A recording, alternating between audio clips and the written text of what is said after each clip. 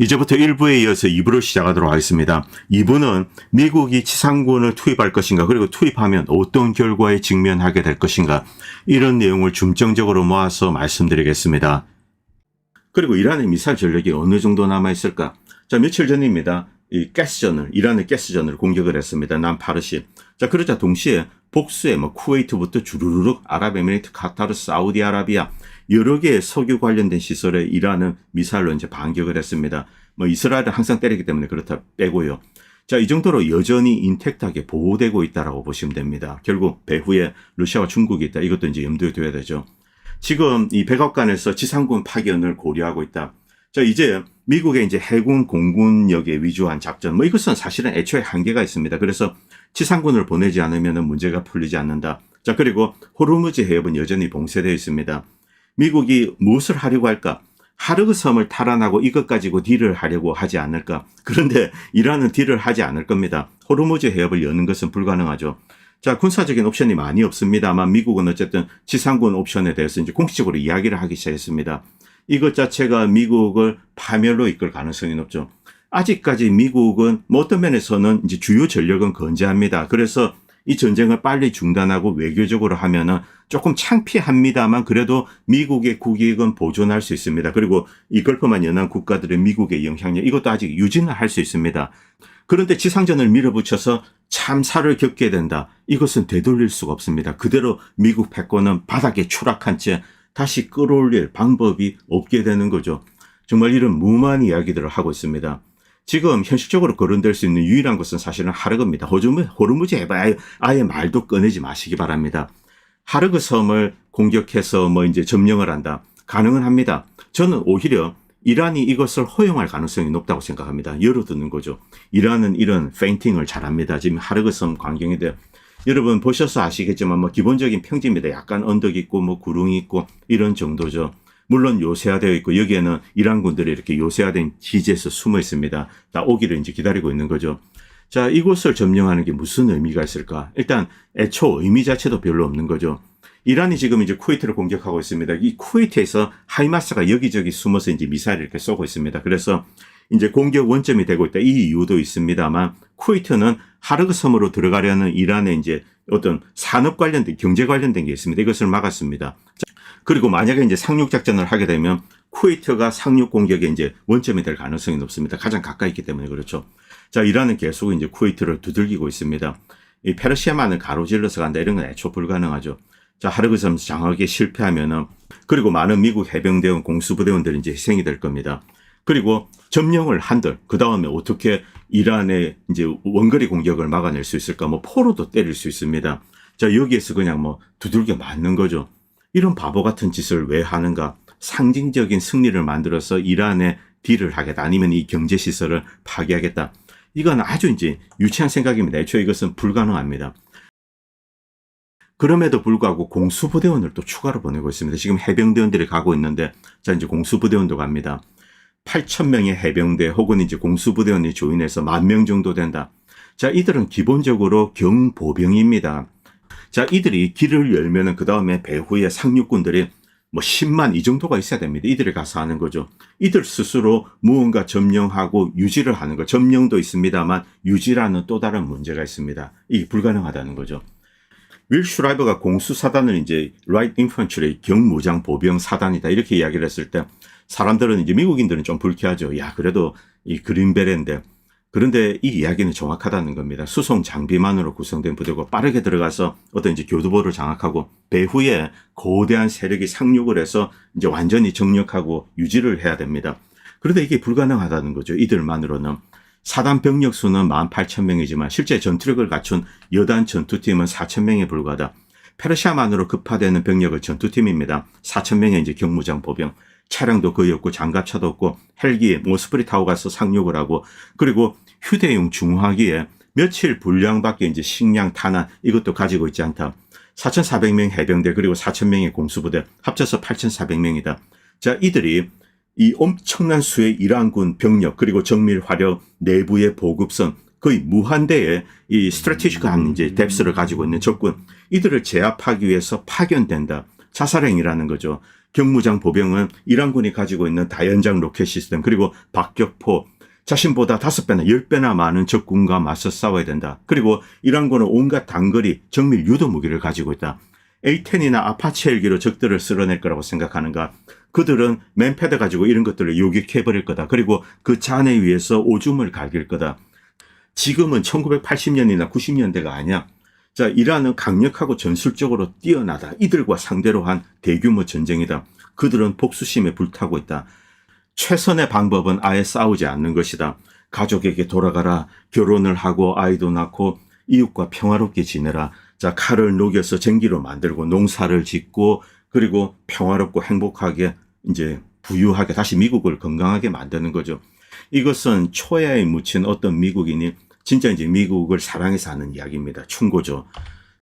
자, 그리고 이 아메리카네트가 이제 이런 걸 올렸습니다. 자, 눈을 뜨고 봐라. 지금 페르시아만에 미군 함정은 단 한 척도 없다. 그런데 어떻게 이곳을 상륙해서 점령을 하고 한단 말인가? 말이 되지 않는 거죠. 경무장 보병을 그냥 죽음의 바다로 보내는 겁니다. 자, 그리고 도널드 고르바체프란 사람이 이제 이런 걸 올렸습니다. 고르바체프 성 보니까 러시아계 미국인 같습니다. 불쾌하게 여기지 마라. 경보병은 글자 그대로 경보병이다. 8,400명의 병력 그리고 해병대 4,400 공수사관 다 뭉칩니다. 휴대용 장비에 장갑도 없고 아머 이제 장갑차 이런 것도 없습니다. 차량도 최소한이고 보급품은 며칠 분량에 불과하다.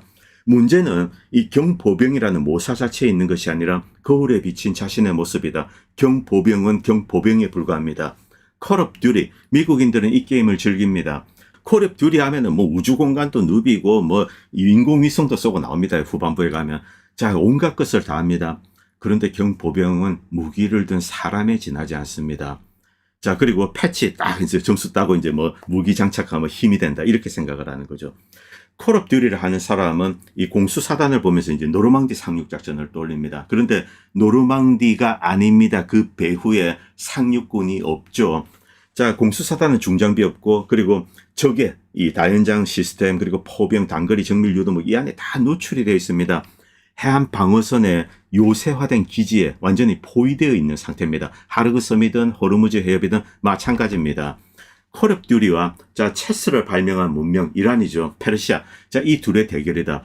이 체스를 하는 사람들은 여수수 앞을 내다보고 유리한 위치를 위해서 자, 어떤 희생을 할 때는 희생을 하고 이럽니다. 또 적을 끌어들일 때는 끌어들이기도 하고 조를 죽이기도 하고 의도적으로.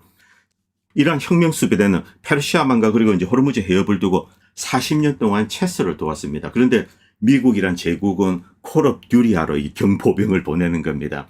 버튼을 누르고 컷 이러고 이제 다치면 또 패치를 받아서 또 회복되고 1984년부터 이란군은 이곳을 준비하고 그리고 해안 방어 시설을 만들어 왔습니다. 비디오 게임에 비유하자면 미국은 콜 오브 듀티 그리고 이 이란은 스타크래프트를 하고 있는 거죠. 콜 오브 듀티와 스타크래프트는 다릅니다. 콜 오브 듀티는 기본적으로 무한의 보급, 디지털 보급 자산이 뒤따르고 있습니다. 그래서 우주공간도 날아가고 전투기도 몰고 어쩌고저쩌고 다 합니다. 그런데 체스를 두는 사람들 이란 스타크래프트 할 때 어떻게 합니까? 자, 이제 미네랄도 생산하고 가스도 만들고 추출하고 그 다음에 생산시설 유닛도 만들고 이렇게 하나씩 만들어가는 거죠. 동시에 기지도 건설합니다. 자, 여기에 이제 터렛도 받고 그 다음에 저기 이 벙커도 받고 자, 해병대원들 여기 스팀팩도 만들고 자, 이런 식으로 하면서 기지를 만들어서 방어 그리고 공격할 수 있는 것도 준비를 하는 거죠. 시즈 탱크 같은 거 생산하고 거기에 또 패치를 가합니다. 자, 이것이 바로 스타크래프트죠. 이란은 40몇 년 동안 스타크래프트를 해왔고 그리고 기지를 완성했습니다. 미 제국군은 갑자기 이제 투입을 해서 이렇게 콜 오브 듀티를 하려는 거죠. 튜토리얼 수준의 빌드오드와 그리고 8,400개의 유닛으로 이렇게 지금 싸우려고 하는데 40년 동안 맵을 만들어 온 플레이어 이들과 이제 게임을 하는 겁니다. 결론적으로 하르그 섬이나 호르무즈 해협을 상대로 이렇게 특수작전을 하는 것 결과는 뻔합니다. 패배가 이제 불을 보듯 뻔하는 거죠. 자, 물론 고전적인 의미에서 이제 지상전, 전통적인 지상전이죠. 이것을 미국이 무리해서 추진한다. 한 30만 병력 이런 식으로 해가지고 간다. 이것을 이제 우리는 좀 생각해 볼 필요는 있습니다. 왜냐하면 진짜 이제 그렇게 할 가능성도 없진 않죠. 지금 현실적으로는 쿠르드족을 꼬셔가지고 이렇게 가는 거, 쿠르드족이 예를 들면 병사가 한 5만이다, IS 얹어가지고 10만 아니면 더 될 수도 있죠. 10몇만이다. 이렇게 해서 이란을 괴롭히는 거, 이것이 사실은 가장 현실적인 방법입니다. 왜냐하면 이제 이란 역시 여기에 대응을 해야 되죠. 자, 제가 이제 이 이라크 지도를 가져서 자꾸 쿠르드 이야기하는 것은 쿠르드에 있는 독립군들이 지금 이라크에 있기 때문에 그렇습니다. 에르빌이 여기 있죠. 그리고 위쪽에 산악지대입니다. 이 이란의 이제 이 쿠르드 독립군들도 이곳에서 훈련받고 함께 이제 이라크 자치구 이쪽에서 이제 무장하고 이런 상황이죠. 미국이 여기에 무기를 대어주고 있고, 그리고 시리아에 있는 쿠르드군도 조인하고 뭐 현재 이런 상황입니다. 그런데 쿠르드 입장에서는 어떤 것이 전략적인 목적입니까? 첫 번째는 생존입니다. 자, 지금 나라가 없는 상태에서 생존하는 것 자체가 가장 중요한 목표죠. 그 다음은 물론 독립입니다. 자, 그런데 미국의 도움을 받아서 쳐서 이제 독립에 나중에 도움을 받는데, 이때도 뭐 터키 여러 가지 복잡한 문제가 있지만 터키가 용납을 하지 않죠. 자, 그런데 이제 쿠르드군이 들어가도 일정 정도는 들어갈 수 있습니다. 그런데 산악지대이기 때문에 교착이 되죠. 그리고 물론 쿠르드가 이제 치고 나가서 테헤란까지 달릴 수 있다. 이 경우는 전략적인 위험이 됩니다만, 이쪽 역시 이제 이란군 역시 요새화하면서 이렇게 삥 둘러싸고 있죠. 엄청난 산악지대입니다. 자, 그리고 이제 후제스탄 있죠. 후제스탄이 좀 이제 우리가 관심을 가져야 됩니다. 에르빌 이쪽도 뭐 시도는 할 겁니다만, 쿠르드 입장에서는 지금 미군의 상황을 알고 있죠. 그래서 선뜻 나서기가 힘든 상황입니다. 괜히 가봐야 이란군에 두들겨 맞고 죽고, 결국 지금 남아있는 자치구도 이제 위태로울 수 있습니다.